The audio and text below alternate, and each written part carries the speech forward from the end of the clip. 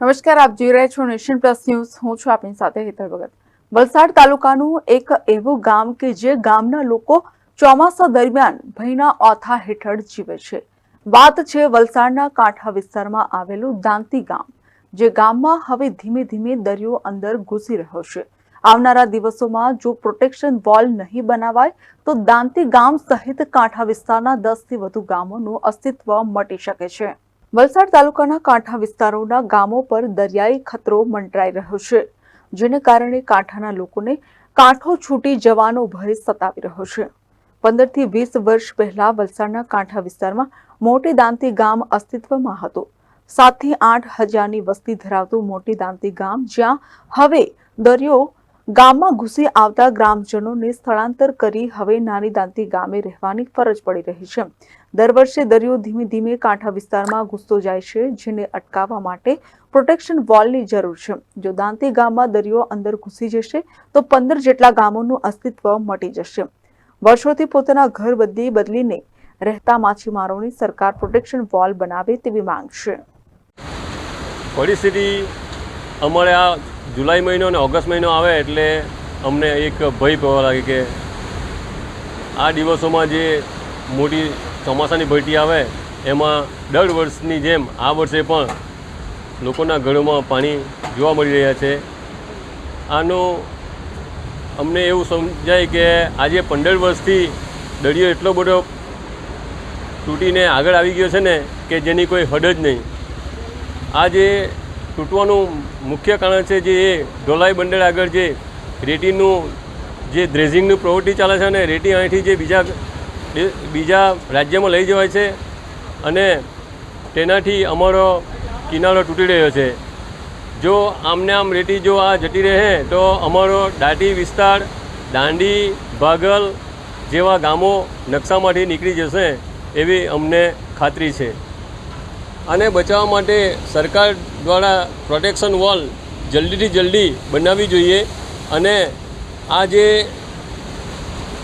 અંબિકા નદીનું બારું છે એમાં ઊભા પૂછતા ટાઈપ એક દિવાલ બનાવવી જોઈએ, કારણ કે તે બનાવવાથી આ જે રેતી જે પ્રચંડ પ્રવાહથી જે ઘસરાઈને જાય છે એ રેતી અંદર જાય નહીં અને દરિયા કિનારો સેફ રહે એવું અમારે માનવું છે. અગાઉ અમારા કાર્યકાળમાં જે પ્રોટેક્શન વોલનું ખાતમુહૂર્ત કરવામાં આવેલું એમાં ખાતમુહૂર્ત તો અમે કર્યું, પરંતુ એની ગ્રાન્ટ મંજૂર થઈ ન હતી, એની અમને જાણ થયેલી ન હતી. પરંતુ અમને ઉપરથી કહેવામાં આવ્યું કે ભાઈ ખાતમુહૂર્ત કરી દો, કામ તમારું મંજૂર થઈ ગયેલ છે. પરંતુ એની જે પ્રોસેસ થવાની બાકી હતી તે બધી બાકી હતી અને કામ મંજૂર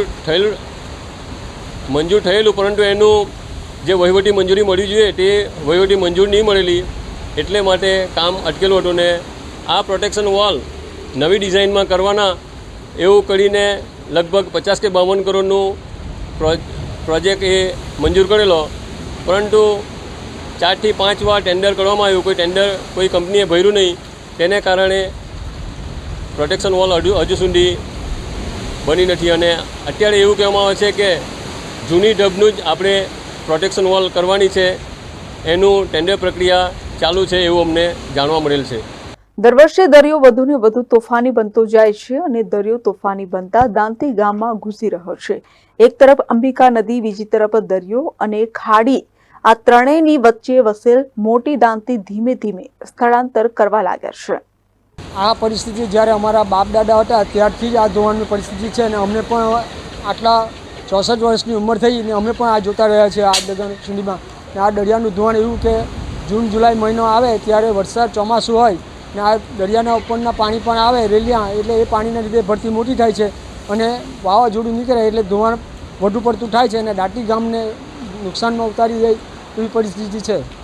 ને ગામને બચાવવા માટે એક પ્રાથમિક એવી જરૂરિયાત છે કે અમારે જે પહેલાં પ્રોટેક્શન વોલ બનાવેલો એ પ્રોટેક્શન વોલ રેતી ખનનના લીધે નીચો પડી ગયો છે અને રિપેરિંગ કામ માટે અમે માંગ કરી, પણ જ્યારે રિપેરિંગ કામ કરવાનું હોય ત્યારે આ લોકો એમાં નવું મેટર નાખે તો જ રિપેરિંગ કામ થઈ શકે, તો નવું મેટર લાગતા નથી અને જે જૂનું કામ મેટર છે તે જ ઉપર કરે એમાં એ નુકસાનકારક જ છે. તે માટે અમે બીજી એવી નવી પ્રક્રિયા માગીએ કે નવો પ્રોટેક્શન વોલ બને અને જલ્દીમાં જલ્દી થાય એવી અમારી અપેક્ષા છે.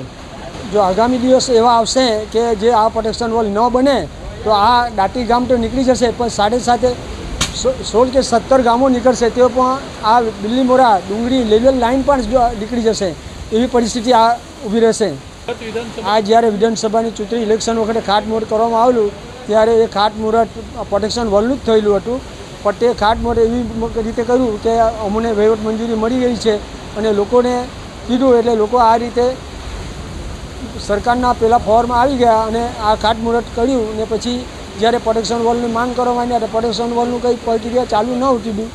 પછી અમને ખબર પડી ત્યારે અમે ગાંધીનગર ગયા અને બધા મંત્રીને મળ્યા ને મંત્રી સાથે બધી વાતચીત કરી અને જે પ્રોટેક્શનની માંગ કરી તે માંગના લીધે અમારું 34 કરોડ રૂપિયાનું પ્રોટેક્શન વોલ પાસ કરેલું. તે પાર્ક જૂની ટેન્ડર ડિઝાઇનમાં હતું, એટલા માટે એ પ્રોટેક્શન વોલ જ્યારે અમારા વલસાડ જિલ્લાના પ્રભારી હોય મુકેશભાઈને મળ્યા તે એ લોકો એમ કીધું કે ગોવાની અંદર જે ડિઝાઇન બનાવેલી નવી એ ડિઝાઇન અહીં બનાવવાની છે અને નવી ડિઝાઇન બનાવીને આપણે એનું ટેન્ડર પાસ કરાવ્યું. તો અમારે 54 કરોડ રૂપિયા પાસ કર્યા પણ અને પડીને જે ટેન્ડર બહાર પડેલું તો 3 થી 4 વાર ટેન્ડર બહાર પાડ્યું પણ ટેન્ડર કોઈ ભરતા નથી. તો એનું શું કારણ અમને તે ખબર નથી. આજે મોટી ભરતીના કારણે વલસાડ તાલુકાના દાંતી ગામ ખાતે દરિયો તોફાની બનતા 15 થી 20 ફૂટ ઊંચા મોજા ઉછળતા જોવા મળ્યા હતા. દાંતી ગામ ખાતે દરિયો તોફાની બનતા દરિયાનું પાણી ગામમાં ફરી વળ્યું હતું, જેને કારણે ગ્રામજનોએ ભારે હાલાકી વેઠવાનો વારો આવ્યો છે. આ ભરતીમાં અમારે બહુ તકલીફ છે. પાણી બધું ઘરમાંથી ઘૂસીને બહાર રસ્તા પર જાય છે અને રસ્તા પર જે ગાડી ચાલકોને બી તકલીફ છે. એટલી મોટી સમસ્યા છે એટલે અમને પ્રોટેક્શન દિવાલની જરૂર છે. જેમ બને તેમ જલ્દી આવવું જોઈએ પ્રોટેક્શન દિવાલ. જો આ પ્રોટેક્શન વોલ જો નહીં બને તો 1-2 વર્ષમાં અમારું ગામ ધોવાઈ જશે પાણીથી અને આ દરિયો સખવાડી માલવણ જતો રહેશે એવી હાલત આવશે. દર વર્ષે લગભગ 100 ફૂટ જેટલો ધોવાણ થઈ જાય અમારા ઘરથી ને દરિયો નજીક આવે એટલો મોજાની હાઈટ બી વધારે થતી જાય એટલે પાણી દરિયે સીધું ઘરમાં ઘૂસી જાય અને બધા ઘરવાળાને બહુ તકલીફ પડે ભાઈ. આ જો મોજા અમારા ઉછળતા છે એમાં સ્થાનિક લોકોને બહુ તકલીફ છે, કેમ કે પાણી ઘરની બાજુમાંથી નીકળે, ઘરમાં નીકળે, હલન ચલન કરવાની બી તકલીફ, ઘરમાં રાશન પાણી બનાવવાનું, ખાવાનું બનાવવાનું એના બી અમે તકલીફ, કેમ કે જ્યાં સુધી પાણી નીકળી નહીં જાય ત્યાં સુધી તકલીફ વાળું કામ. પાછું પાણી ઘરમાં ઘૂસી રહે એ પાણીને બહાર કરવાની તકલીફ છે. તો આ અમારું મોટી દાંતી દરિયામાં ચાલી ગયું. આ પહેલા ધોવાણ છે ને 35 વર્ષથી ચાલુ થઈ ગયું છે. કોઈ હજુ સરકારે એટલી બધી રાહત નથી આપી અમને. 35 ધોવાણ ચાલુ છે ને અમારું ગામ મોટી દાંતી દરિયામાં ચાલી ગયું. દર વર્ષે દાંતી ગ્રામજનો ચોમાસાના 4 મહિના ભયના માહોલમાં જીવવા મજબૂર બન્યા છે. ગ્રામજનો દ્વારા દરિયા કિનારે પ્રોટેક્શન વોલ બનાવવા માટે વારંવાર રજૂઆત કરવામાં આવી છે, તેમ છતાં અહીંયા પ્રોટેક્શન વોલ ન બનતા ગામના 4000 થી વધુ ગ્રામજનો મુશ્કેલી વેઠી રહ્યા છે. Report nation plus news Valsad. સમાચારોના સતત અપડેટ મેળવવા માટે અમારી નેશન પ્લસ ન્યૂઝની યુટ્યુબ ચેનલને સબસ્ક્રાઇબ કરો, બેલ આઇકન દબાવો અને જોડાયેલા રહો ફેસબુક, ઇન્સ્ટાગ્રામ અને ટ્વિટર પર.